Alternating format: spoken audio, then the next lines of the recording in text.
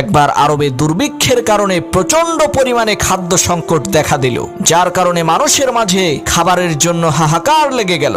এমন সময় হযরত উসমান গনি রাদিয়াল্লাহু তাআলা আনহুর 1000 মণ গমের একটি চালান বিদেশ থেকে মদিনায় পৌঁছালো। তৎকালীন আরবের বড় বড় কয়েকজন ব্যবসায়ী হযরত উসমানের কাছে যেয়ে বলল, হুজুর, দুর্দশা পীড়িত অসহায় মানুষের কষ্ট দূর করার জন্য আপনার সমস্ত গম আমরা 50% লাভে কিনে নিতে চাই। এর মানে হলো, যদি আপনার গমের দাম 100 টাকা হয়, তাহলে আমরা সেই গমের দাম 150 টাকা দেব। তাদের এই কথা শুনে হযরত উসমান বললেন, তোমরা যদি আমাকে এই গমের দাম 1000 গুণ বাড়িয়ে দাও, অর্থাৎ গমের দাম যদি 100 টাকা হয়, আমাকে 1 লক্ষ টাকা দিতে হবে, তাহলে আমি তোমাদের কাছে গম বিক্রি করতে রাজি আছি। কারণ একজন আমাকে এই গমের দাম 700 গুণ বাড়িয়ে দিতে চেয়েছে, অর্থাৎ আমার গমের দাম যদি 100 টাকা হয়, তাহলে সে আমাকে 70,000 টাকা দেবে। হযরত উসমানের এই কথা শুনে ব্যবসায়ীরা অবাক হয়ে বলল, সর্বনাশ, এত বেশি পরিমাণে লাভ দিয়ে কে আপনার কাছ থেকে গম নিতে চেয়েছে?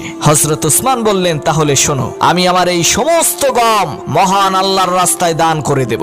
আর আমার আল্লাহ পবিত্র কোরআনুল কারীমে সূরা বাকারার 261 নম্বর আয়াতে ওয়াদা করেছেন, যে ব্যক্তি আমার রাস্তায় কোনো জিনিস দান করবে, আমি তার সেই দানের সওয়াবকে 700 গুণ বৃদ্ধি করে দেব। সুবহানাল্লাহ।